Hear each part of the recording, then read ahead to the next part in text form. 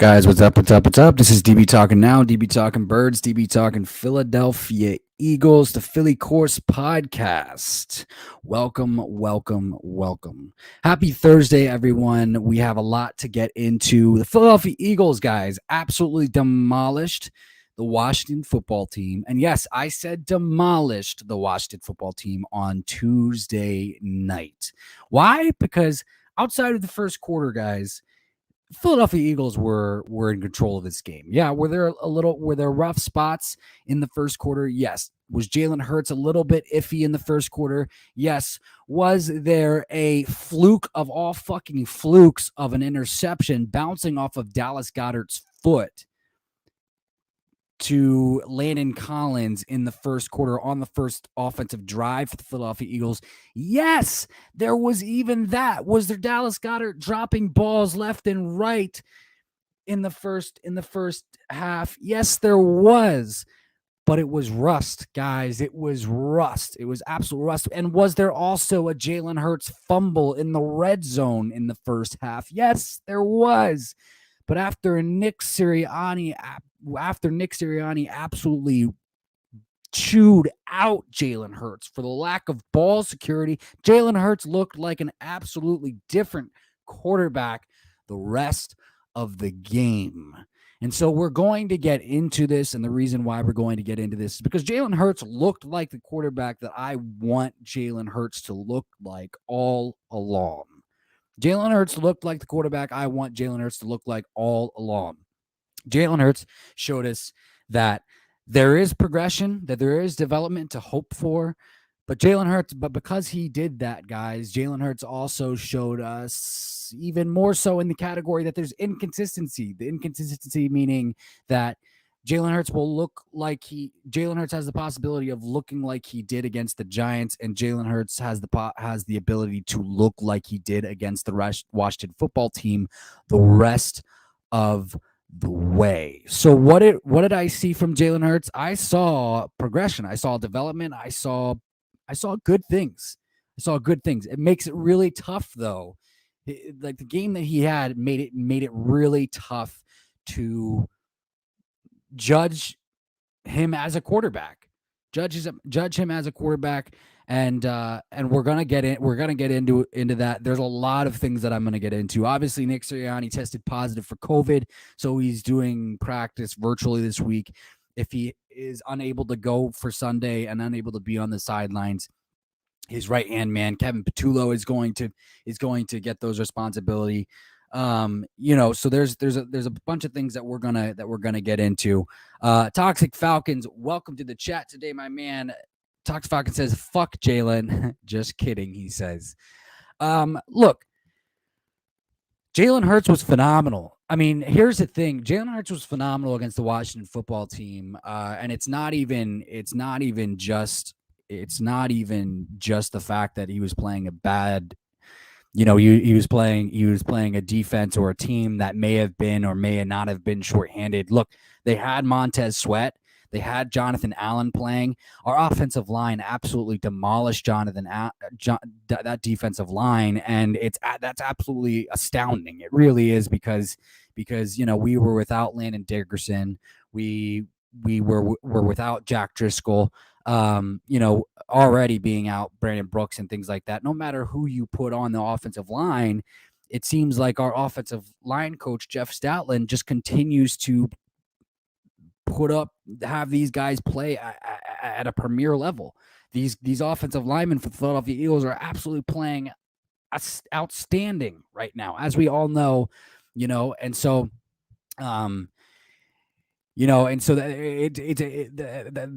in and of itself is a huge deal. Is that an absolute huge deal? Obviously there were some miscues. Jordan Mailata bear hugging. That defender was a silly mistake. He shouldn't have done that. Why Jordan Mailata bear hugged that dude? Nobody knows. Unfortunately, it took a pretty good play away. But Jalen Hurts played very, very well. He was quick on his reads. He read the field well. And that's kind of what I wanted to look for from him. And he spread the ball around, and I think and got the ball to Dallas Goedert, and that was the big deal. Yeah, was there a little bit of rust in the first half? Well, yeah, the dude hasn't played in 23 days. There's gonna be some rust, and if he was still dealing with that injury, it certainly did not look like it. So I think here's the thing, and this is what we're going to get into. Certainly in depth is, will Jalen be able to continue to put up games like that? Because if Jalen can continue to put up games at least somewhat close to that, somewhat like that, where he can show that he has the ability to spread the ball around, get the ball out quickly, things of that nature, and build off of this game, then there's something to be excited about. Toxic Falcon says, who do the Eagles play next? We play the New York Giants on Sunday.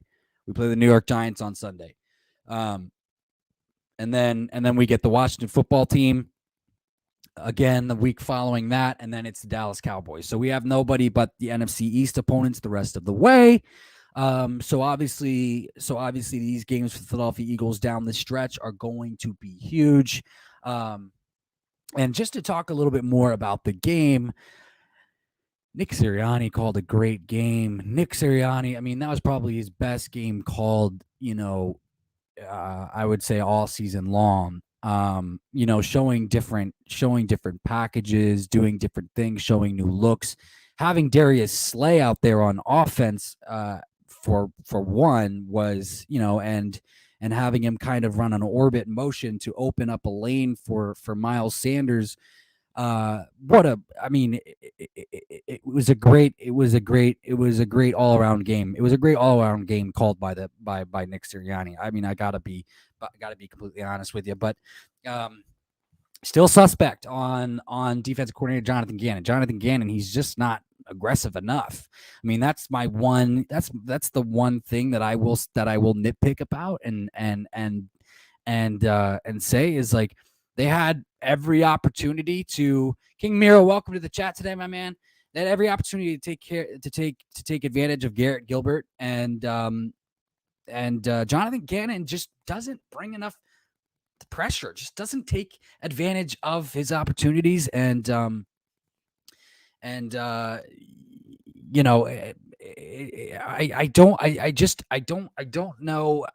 don't know if he's going to be here past this season. We'll see. It's hard to say that he won't, and it's hard to say that he will. And reason being is because the only people that are complaining about him obviously are the fans and outside sources, whereas we haven't heard any of inside murmurs or anything like that. King Miro says Jalen carried this team on his back. I love it. Yeah, Jalen was great. Jalen was absolutely phenomenal on Tuesday. And it was great to see. I mean, that pass in the corner of the end zone to Greg, that back shoulder pass to Greg Ward was absolutely phenomenal. They got to get him more involved. I think here's the thing is, I think that this has been a big question, throughout over the last couple of days since Tuesday, where we saw the different looks and the different formations that Nick Sirianni kind of brought out against the Washington football team. And the question has been were those new looks a one and done deal? Were those new formations a one and done deal? Well, maybe things like Slay, we're not going to see that. We're not going to see that all the time now from here on out. But, they had Fletcher Cox lining up at defensive end quite a few times. And so we're probably going to see that a little bit more. We're going to see him, move around a little bit. So that's going to be exciting. Getting Greg Ward more involved is probably going to be a thing that they're going to probably continue to do. So just to answer that question, I think that they're going to continue to do that. Jalen Reagor had a decent game. I want to see more from Jalen Reagor, but again, I can't say enough about Jalen Hurts. He was great. He was great with his touch on all of his passes, and And I mean, that's what you got to do. I mean, you got to get your ball. You got to get the ball to Dallas Goedert. Dallas Goedert should be number one. Devontae Smith should be 1A. I mean, that's how you got to look at this thing. That's how you got to look at this thing. King says Dallas got it destroyed, had some drops, but made up for it. Yeah, here's the thing. Yeah, that first drop, that kind of turned into that fluky interception and bounced off his foot. I honestly, I credit it to Rust. They hadn't played in like 16 days, and Jalen hadn't played in like 23 days. So, I credit it to Russ, but I think that there was never a doubt in my mind, honestly, that they were going to be able to come out and take care of this game, honestly. So I think that yeah, and once they got a hold of this game, and once they got into a rhythm, they really didn't look like they were going to be stopped, honestly. There was and even for me, honestly, like even when the Washington football team drove down the field and the score was 20-17, I still wasn't panicking. I was completely fine. I had a feeling that Jalen and the offense were going to be able to go down and score either a touchdown or a field goal, to distance themselves. So, and lo and behold, that's when the screen to Jalen Reagor came in, and then that set up the Greg Ward touchdown. So it was absolutely phenomenal. Absolutely phenomenal. King says, my boy Reagor finally catching some balls. Yeah. Look, he made the most of his opportunities. He made the most of his opportunities on Tuesday, and I think that obviously they took a little bit of the return duties away from him on Tuesday night, and maybe that had something to do with it. Here's the thing about Reagor is, he's been getting booed in and out every single week, and so, he obviously says that he hasn't been dealing with any confidence issues, but it's hard not to believe that he hasn't been. So, or it's hard to believe that, I believe that he has been dealing with some confidence issues. So I mean, taking a little bit off his plate, and then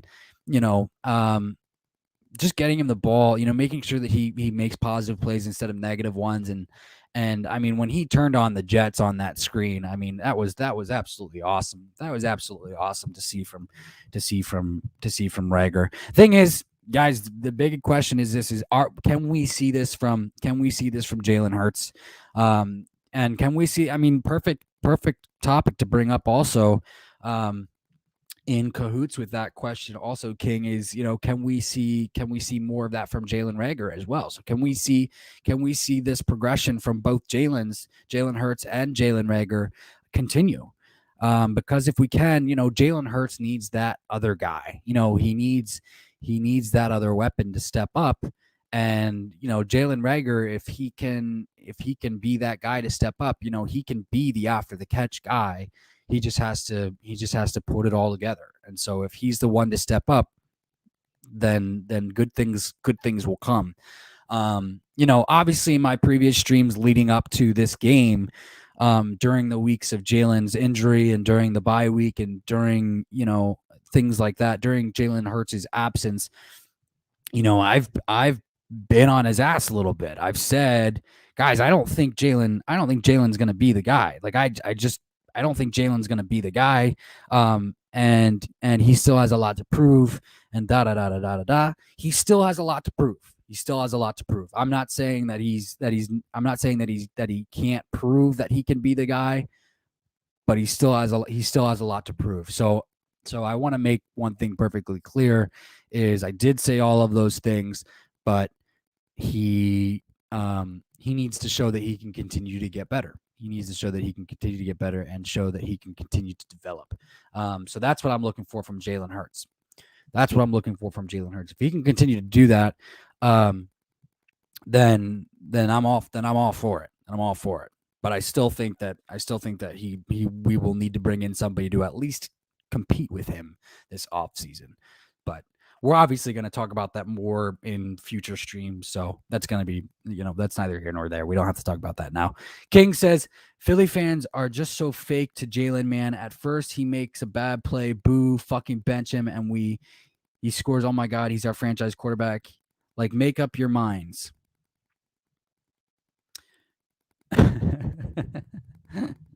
Well, here. I agree with you. Here's what I'll say from my end is here's what I'll say from my end is I still want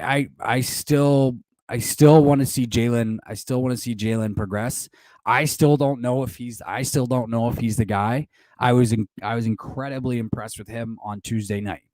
I was still incredibly impressed with him on Tuesday night. I still think, regardless of what happens the rest of the way, you still have to bring in someone to compete with him.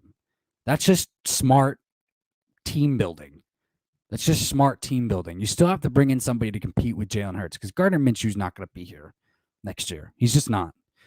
They're probably going to take some trade calls for Gardner Minshew, and he's probably going to get moved. Jalen Hurts, I am totally opposed. No matter what happens, no matter what they do, I'm totally opposed. I'm totally opposed to moving on from Jalen Hurts, to moving him away from the team. But I do want to see him develop, and I do want to see someone brought in to compete with him. I don't think there's anything wrong with that. But honestly, what I think the team is going to do is I think they're going to continue to look to get better. And if that means, going out and trading for somebody, which I personally don't believe is the right thing to do, because if you go out and trade for somebody, you're going to have to trade 2 of your first round picks. And I don't think that that's right. I don't think you should do that. But if you want to select a guy in the first round, cool. Then select a guy with your first round. And then you can draft 2 defensive players. That's fine. But they're still going to need to bring in a guy to compete with Jalen so that they can see what they got. It's smart team building, King. It's smart team building. You know what's not smart team building that nobody's talking about, but everybody seems to get their head wrapped. Like, everybody thinks that selecting 3 defensive players in the first round is smart. It's not smart. The only way that would be smart is if those 3 defensive players were surefire studs. And most of the time you're not gonna get surefire studs with your 3 first round with your multiple first round picks, if you have any. You know what I mean? So if we had a shot at Aiden Hutchinson, Devin Lloyd, and Kyle Hamilton, then I would say I'm all for selecting defensive players with 3 first round picks. I'm all for it. But I don't think that we're going to have a shot at 2 of those 3 guys. So Devin Lloyd probably, but Aiden Hutchinson is probably going to go 1 or 2. And Devin Lloyd, there's no way in hell Howie Roseman is going to take Devin Lloyd in the first round. It's not happening. So,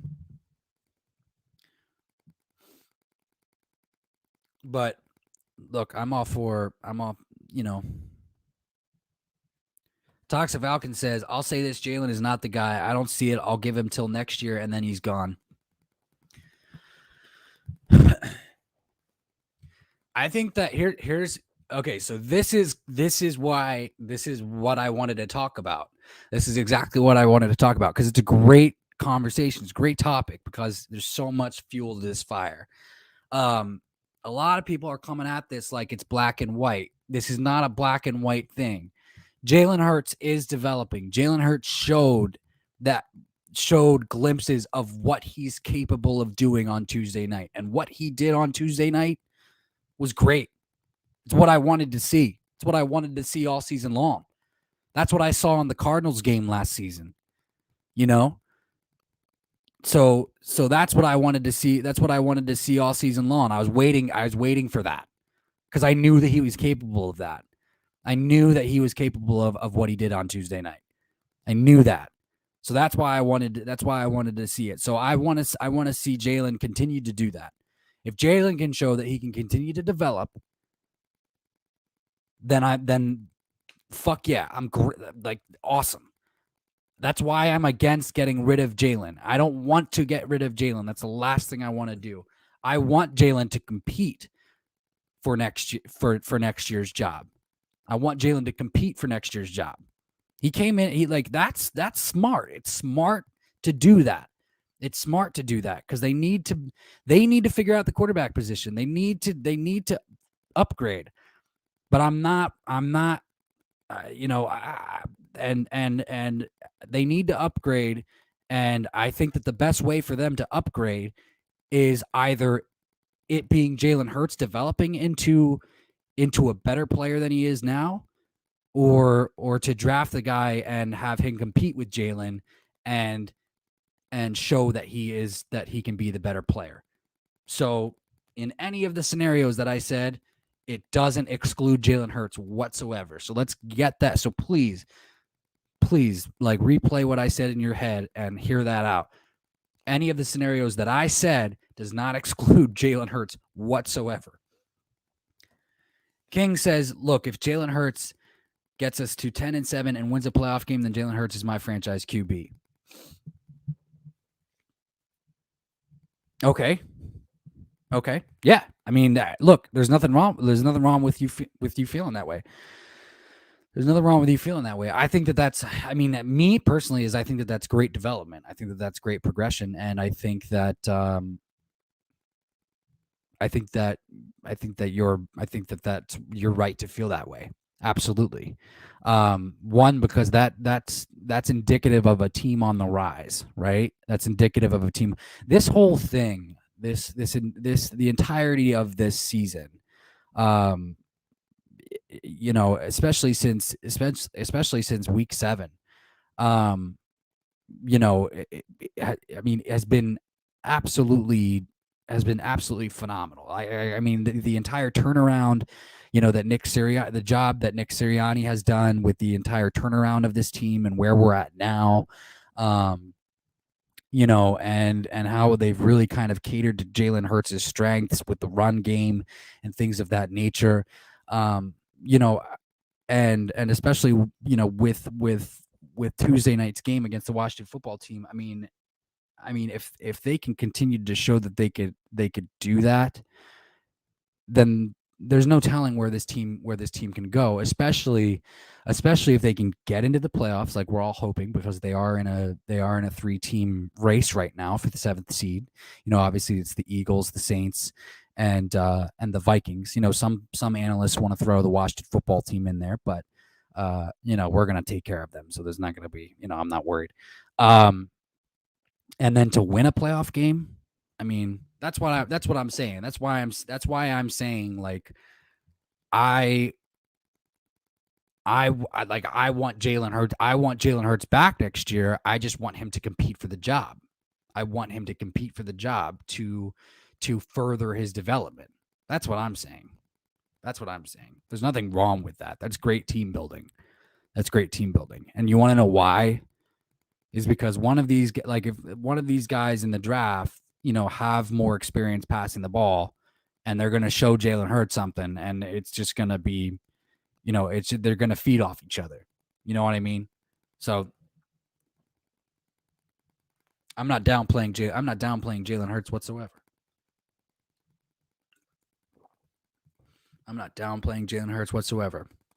But let's get into a couple of the nuggets from the game. Obviously, guys, Miles Sanders had a career day.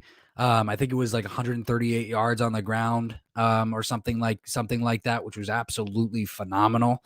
I think it was the first time since Shady McCoy has an Eagles running back gone for over 100 yards in consecutive games, which is absolutely phenomenal. So Miles Sanders is back on track and getting in his groove. So that's awesome. And then how about Jordan Howard? That's kind of what I wanted to see. That's why I wanted to see both of these backs on the field at the same time, and in the game at the same time, and to stay healthy, to start the game and end the game healthy as well, is because Miles Sanders got 18 carries and Jordan Howard got 15 carries for like 61 yards or something like that. And that's what I want to see. And then Jalen only had 38 yards. Jalen for one of few times was not the leading rusher in this game, throughout the season. So it was absolutely phenomenal. It's absolutely phenomenal to see. That's what I want to see. I want to see, your running backs. If you do it by committee, I want to see those guys get the bulk of the carries. And then if you happen to have a running quarterback, that just, he can just use his running ability as a side dish. You know what I mean? So King says, then hopefully we give Jalen one more weapon, aka Garrett Wilson, please. I love Garrett Wilson. Yeah, I love Garrett Wilson. I definitely, I would definitely be on board with that. Out of Ohio State, I would definitely be on board with that. I would be on board with either one of those Ohio State guys, Chris Olave or Garrett Wilson. Yeah, I mean, well, here's the thing: is like I think that they really want. See, I think Howie Roseman's going to give Jalen Reagor the JJ Arcega-Whiteside treatment.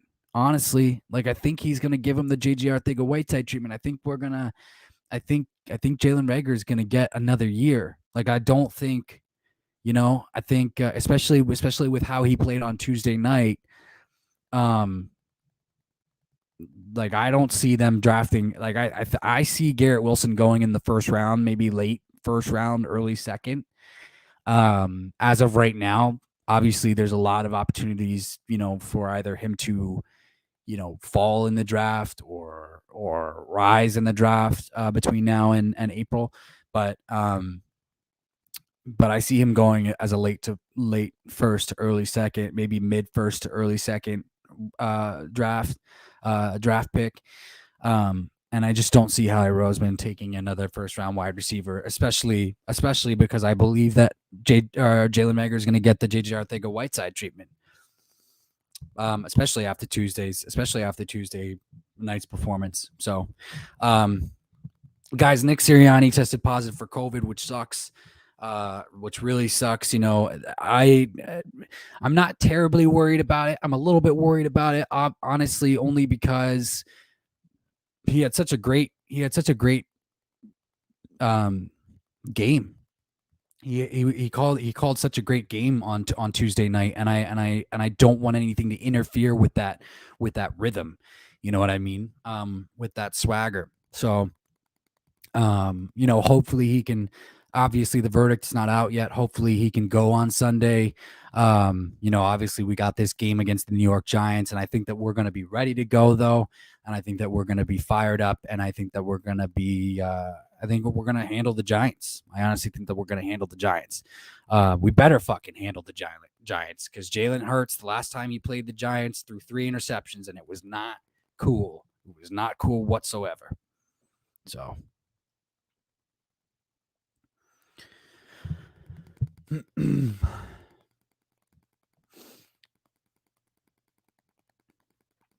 then obviously tonight, guys, the game that we have tonight on Thursday night is the Titans versus the 49ers.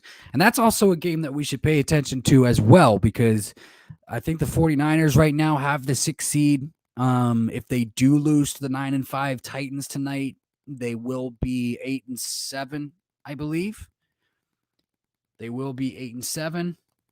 And so,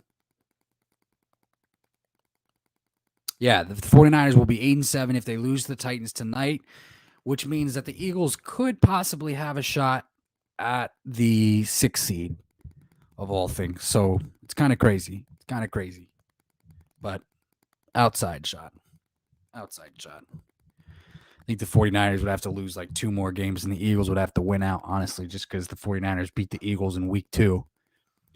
Which, again, if you think about it, if you go back to like if the Eagles just played this way, and figured out that they had a beautiful, like, dominant offensive line from the get-go, we would have beaten teams like the 49ers. We would have beaten teams like the 49ers. We would have beaten the New York, we probably would have beaten the Giants. And I say that hesitantly only because obviously that was a loss that came, during after we figured this offense out, after we figured out what we were. That was just one of those fluky games. But honestly, guys, if you take those games away and you turn them into wins, because they should have been, those games should have been wins. This team could be 9-5. Isn't that fucking crazy? Isn't that crazy? This team could be 9-5 right now. Insane. King says we really need Miami to lose the rest of their games so that we can get a top 10 pick. Yeah, I don't think Miami's going to lose. I don't think Miami's going to lose out. Let's look at their schedule. I mean, I think that I obviously think that they're not gonna win out. I don't think they're gonna win out, but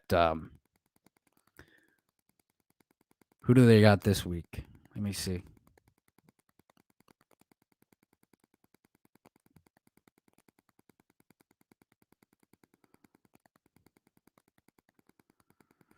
Okay, so they have the Saints. They have the Saints this week. Miami has the Saints this week, so that could be a tough game. That's kind of one of those toss-ups. The Saints could win. Miami could win because they're on a hot streak. It's going to be interesting to see. It would be great for Miami to lose that game. And then Miami's got Tennessee in week 17 and New England. I mean, they could lose out. They could lose out. King, they could lose out. They very well could. They very well could. Again, though, it depends on what the Patriots have to do in week 18. Like, are they going to be in a position where they can rest their starters or not? Are they going to be in a position to rest their starters or not? Speaking of resting the starters, who here believes that the Cowboys will be in a position to rest their starters week 18 when they play the Philadelphia Eagles? Answer in the thread. Because if the Cowboys are in a position to rest the starters in week 18 against the Philadelphia Eagles, or will it even matter? The Eagles are a different team than they were in week 3 when we played the Cowboys. We're a different team. The Cowboys' offense is not what it was. Dak Prescott is not playing like the quarterback he was in week 3. Zeke is clearly not running the ball like he was. But that defense is going to be is tough. The Dallas Cowboys defense is tough.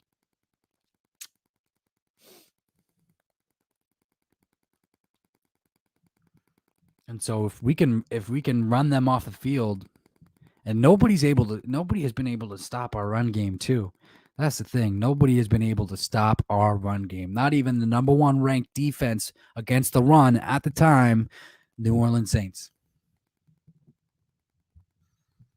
So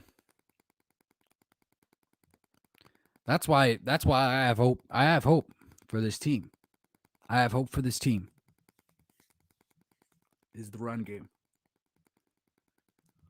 But these COVID cases are starting to scare me. Reason being is because they're starting to, populate, and build up, and now our head coach might be out of this week's game because of it, and that's the last thing we need right now is for our player for what happened to Washington happened to the Philadelphia Eagles. Like, that's the last thing that we need right now. It's the last thing that we need right now. I would hate for that to happen. And trust me, I've thought about it. King says, I think the Cowgirls will try to keep us out of the playoffs. Remember, they're scared of us because now we are big dogs and we run the damn ball. Yeah, that's a great take. It's a great point. It's a great point, King. It's a great point. And I think you're right. And it's one of those things that I thought about. It's like I think that they would have plans to play their starters in the first half and see if they can take care of things. Take care of things in the first half, and if not, then they would play them. Then they would play them throughout the entire game. So I could see that. I could see that happening for sure. It would be stupid. It would definitely be a Dallas Cowboys move. Because, what if you lose a guy, right? Like, what if you lose Micah Parsons? What if you lose Micah Parsons in that Week 18 game? What if you lose Trayvon Diggs in that Week 18 game? It'd be or Dak Prescott, or I don't think an Ezekiel Elliott injury would be that big, but what if you lose Dak Prescott or one of these defensive stars that you have, like Michael Parsons or Trayvon Diggs, like that would be catastrophic. That would be absolutely catastrophic to that team. It'd be absolutely catastrophic to that team. And the way that those players have been playing, it's like, yeah, they'd be fucked. They'd be fucked.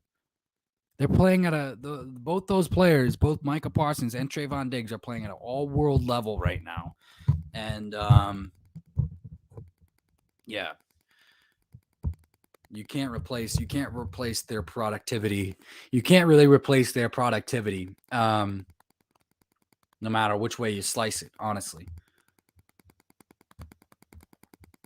Unless you want to turn back the time, and get and see if you can make a trade for Lawrence Taylor or sign Deion Sanders, then. King says, plus Dallas only scored 21 points against the Giants. The Lions scored more than them, and they were going against the Cardinals. Yeah, that's a great point also. Like, their offense has not been great. Their offense has not been great. That's for sure. Their offense has been mediocre at best. Yeah, I mean, let's talk about that. I mean, the fact that the Cardinals lost to the Lions just kind of opened my eyes a little bit. It's like, man, it really is a inconsistent season when it comes to both conferences. It's not just one conference either. It's like that Cardinals team can be beat. That Cardinals team, and it's not just because of the Lions. I mean, a lot of the thought process comes from that, but there are ways. I mean, they put it on tape. There are ways you can beat them. And look, if the Philadelphia Eagles, I'm not going to come out here and build up hype or anything, but like, if the Philadelphia Eagles can keep doing this thing with their ground game and play time of possession, I mean, who knows? Honestly, who knows? Who knows who they beat? Who knows who they can beat? So honestly, right now, I gotta come out and say, just because the Cardinals lost the Lions, it looks like the two toughest teams in the NFC are going to be the Buccaneers and the Packers, to be completely frank. So King says the only thing that's keeping the Cowgirls is their defense. Yeah.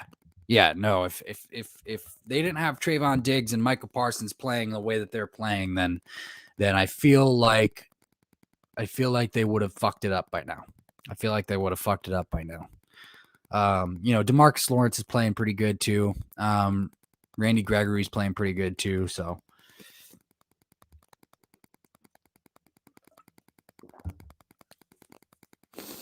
It is what it is. It is what it is.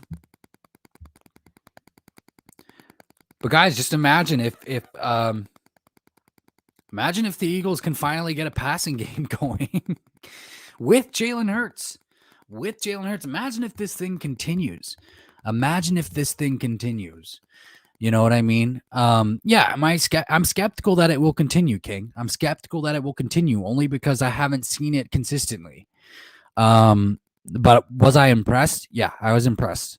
And I want to continue to see, and I want to see it, and I want to see Jalen continue to get better. And if he continues to do this, and like the passing game starts to develop, then the Eagles with the passing game, combined with the run game that they have, oh my god. I mean, the offense would be unstoppable. To be completely honest with you. Like, honestly. Truly. And then I want to, and on top of that, like I do want to talk a little bit about Jonathan Gannon, a little bit. I mean, we are holding teams to a 17-point and under average right now. And we're in the top 10 in passing yards allowed and rush yards allowed. So, I mean, I understand that we're not getting a lot of sacks. We are leading in pressures though, which is just weird. They're a weird blitzing team. I get it.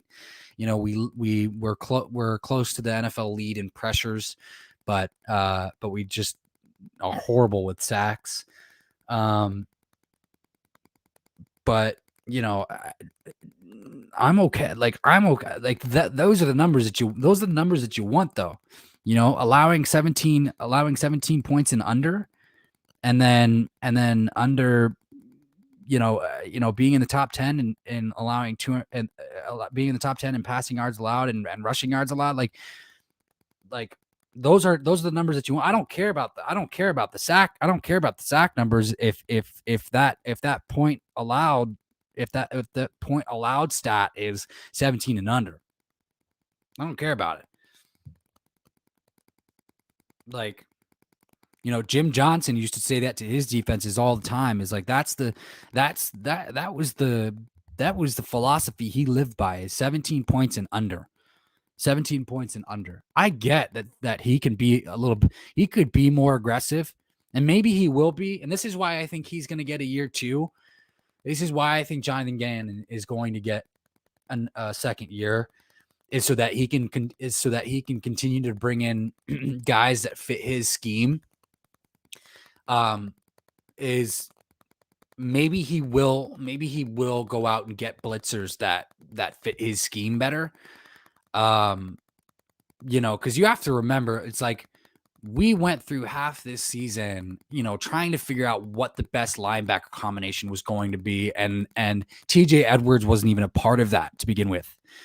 And now TJ Edwards is a part of it, and obviously we've seen what happened. And then it was TJ Edwards and Davion Taylor. Davion Taylor went down, unfortunately. Alex Singleton has continued to get better. But I once again, like I don't like, as long as he can keep that points per game average under like 17 points and under, like I'm okay with that. I expect the offense to score more than 17 points. You know what I mean? So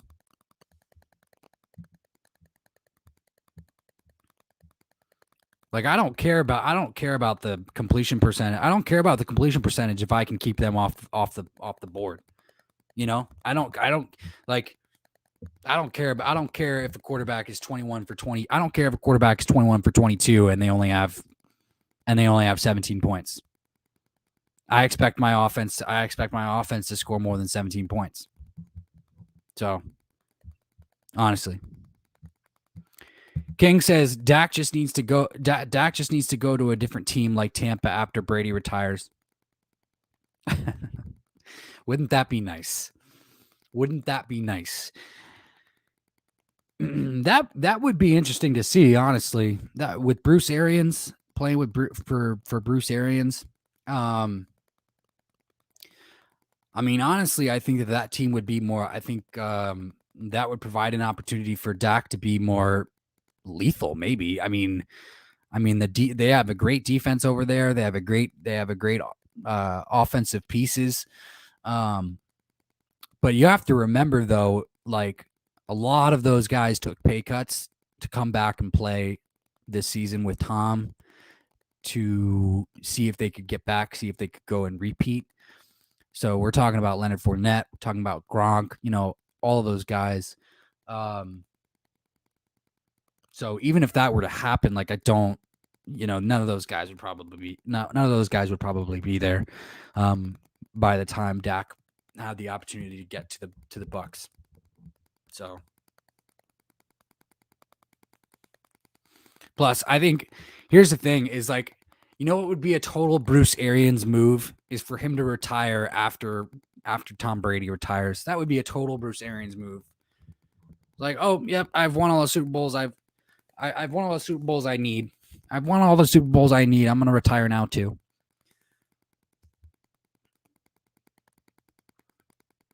Didn't he retire after he coached the Cardinals for a little bit? I think he retired after he coached the Cardinals a little bit, and then came back into coaching to coach the Buccaneers. Isn't that right?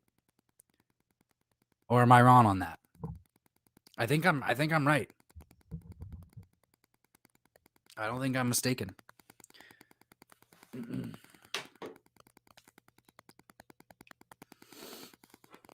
I don't think I'm mistaken.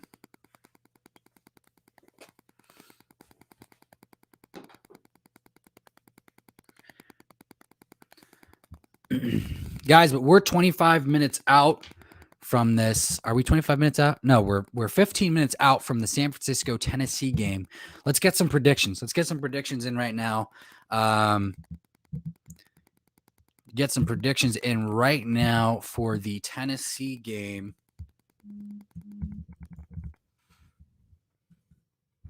Versus the 49ers tonight.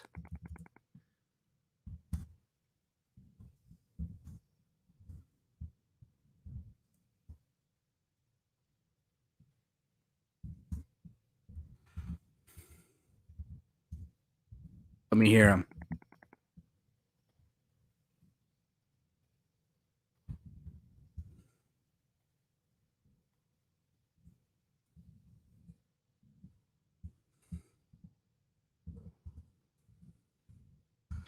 I'm going to go with Titans 27, 49ers 20.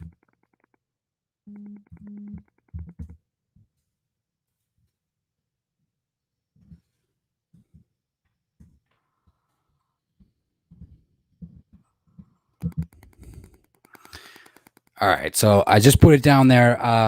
So I'm going to go with prediction is 49ers versus Titans. I say the Titans will beat the 49ers 27-20. What do you guys think?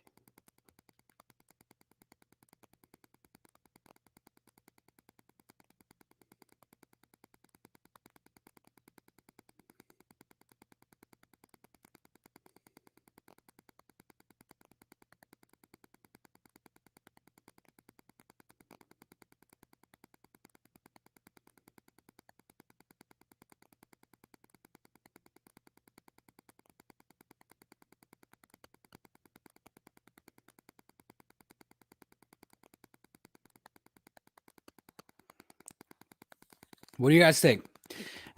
Who's winning tonight? Titans or 49ers? Titans or 49ers. My roommate is a Titans fan, so I got this little bear. So go Titans. Go Titans. Go Titans.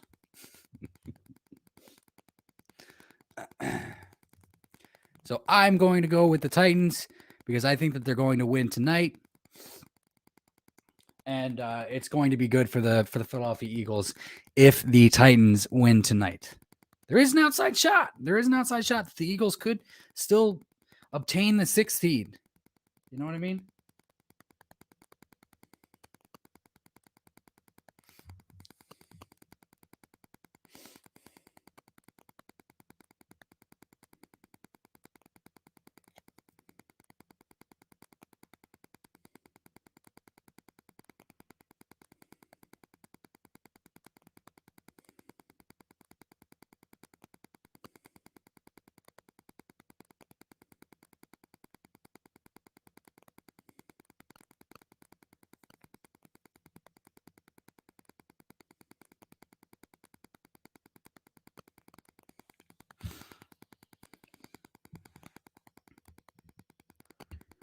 King says Titans, we need them to win this game.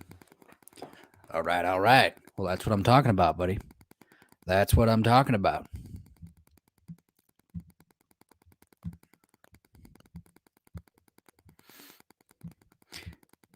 Guys, I think it's, I want to continue on the Jonathan Gannon topic because I understand the emotional frustration behind. I understand the emotional frustration attached to the Jonathan Gannon topic right now. He's not aggressive enough. We're lacking in sacks and things like that. Well, again, like you heard Fletcher Cox come out and say, the other day, I think it was today actually, or maybe it was yesterday, that he's starting to feel more comfortable. He's feeling comfortable in this defense now, and he had one of his best games of the season on Tuesday night. And so again, like I think it's a personnel thing, and I think it's a matter of the first season and guys getting comfortable. And you saw guys like Jannard Avery read that snap beautifully, for that tackle for loss in the backfield on Tuesday night. And things like that means that you're getting comfortable with the defense. So, I'm all for, again, we have to remember, it's hard to, we have to remember that, that we have to be patient. We have to be patient. All of these guys are in development.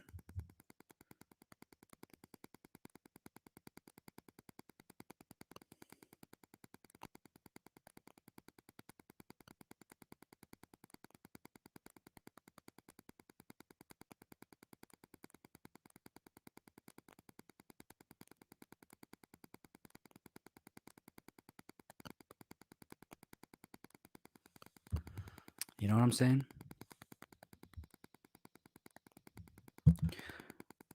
King says, I still have questions about Jonathan Gannon. Nick, though, keeping him 100.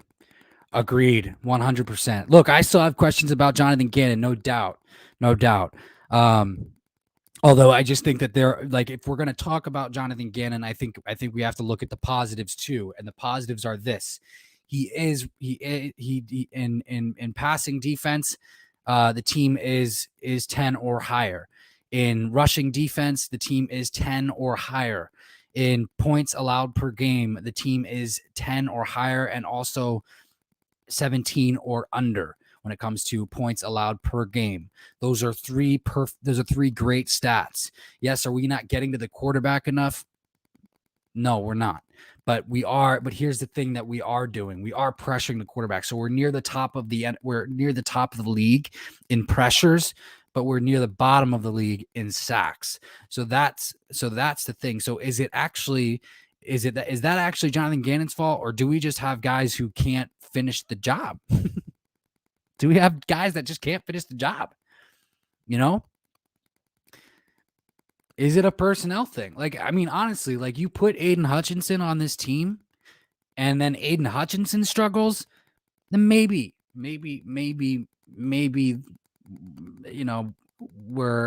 he struggles to get to the quarterback, maybe we're talking about something. But we have to remember that this kind of the kind of scheme that they're running for rushing the quarterback, they need big fast guys, not like 6'2", 250. They need like 6'4", 275 kind of players who can get to the quarterback fairly quickly.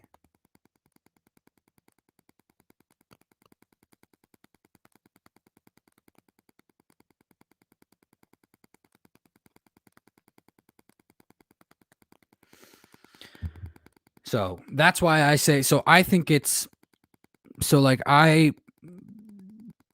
why I say I want to give him another year and have him be allowed to bring in his own personnel. You know what I mean? And see where we go from there. But, who knows? Who knows? I will say this though. He needs to do a lot. We haven't played a quarterback like Patrick Mahomes or Derek Carr or Tom Brady since we've played Derek Carr, with the exception of Justin Herbert. I'll say that. I'll say that again. We haven't played a quarterback like that since we played Justin Herbert, and obviously Justin Herbert was like 90%, or 90%, something along those lines. And that's the one thing that he needs to show me, is he needs to show me that those good quarterbacks, he has to be able to frazzle them. You know what I mean? And we haven't played a good quarterback since like those guys since Justin Herbert. Talk Falcon says Tom Brady weakness is the Saints. Yeah, there's something about the Saints and Tom Brady, and I think it's Sean Payton. I think Sean Payton has Tom Brady's number.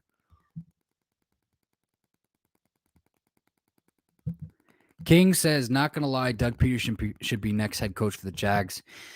Yeah, I mean that's what everybody's saying. I mean he resides in Florida, and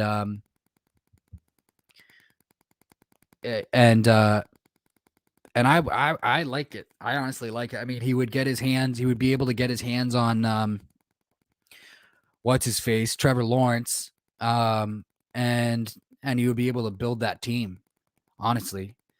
And I think Shay Khan is a great owner, and I think he's a good owner, and he would definitely be a better head coach. He would definitely be a better option than Urban Meyer. And honestly, he should have been the option. He should have been the option all along. Doug Peterson should have been an option for the Jacksonville Jaguars all along. It should have never been Urban Meyer. Just imagine that if Doug Peterson was the guy, from the very get-go, drafted Trevor Lawrence, it would have been different. It would have been different for them. Their season would have had a different, the trajectory would have been different. The outcome would have been different. Where they're sitting right now would have been different. I've got nothing but love for Doug Peterson. Do I think that his play calling is kind of bland? Yeah. But I think that he's learned. I think that he's learned from that. And I think that wherever he goes next, he'll make sure that he brings in a successful play caller and like he did with Frank Reich. And they'll get that corrected, I think that he has the potential to be a good head coach again in the league. And I think that the Jacksonville Jaguars would be a perfect spot for him, especially with Trevor Lawrence.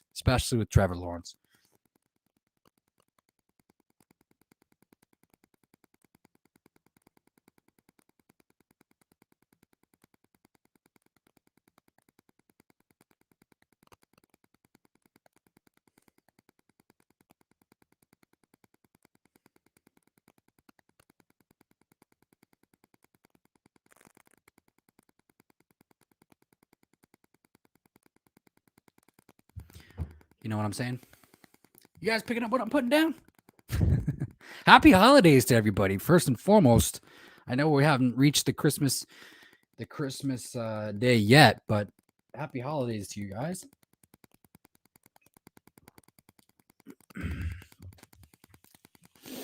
I probably will be doing a Christmas stream. I'll have to figure out the time schedule on that. I'm probably gonna do a stream. I'll do a stream tomorrow. Do a stream on Christmas, and obviously I'm gonna do a stream on game day too. So that I'm going to definitely get back to doing. I'm definitely going to get back to doing stream on game day because I feel like I'm missing.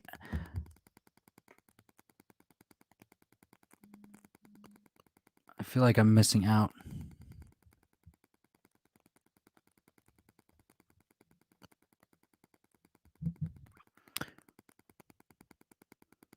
Ford YW Carroll says VOH FYI. I don't know what that means. Don't know what that means, but what's up, my man or lady?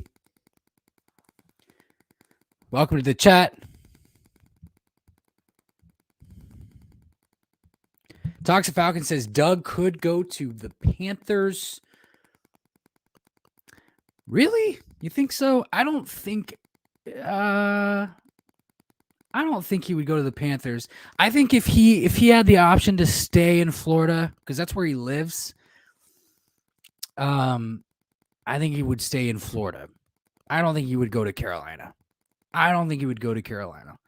Plus, I don't know how. I don't know if Matt Rule. Right? It's Matt Rule. Is it Matt Rule who's the head coach of the Panthers?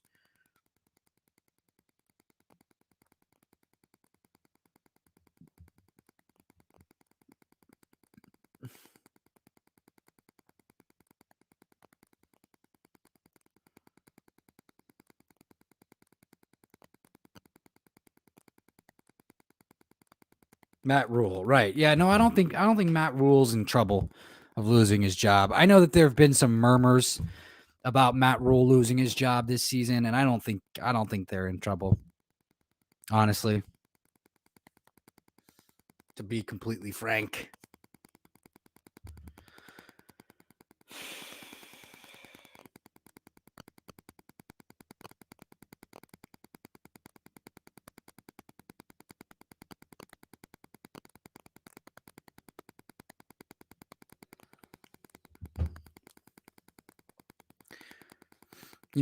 I honestly, Talks Falcons, I think Doug would want to stay in Jacksonville. I think Doug would not Jacksonville, obviously, but I think he would want to stay in Florida. You know what I mean?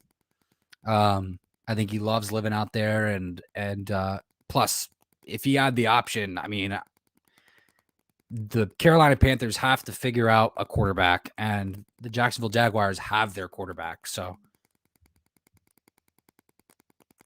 first and foremost, like that's hands down. But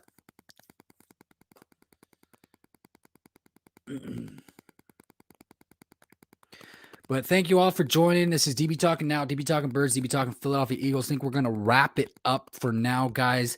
I think I'm going to do a doubleheader today, and I'll be back on with you guys later this evening after the games. We'll go enjoy tonight's Thursday night game, the Titans versus the 49ers. As I said, again, I think that the Titans are going to beat the 49ers 27-20, and that would obviously be good for the Philadelphia Eagles. So again, this is DB Talking Now, DB Talking Birds, DB Talking Philadelphia Eagles, the Philly Course Podcast.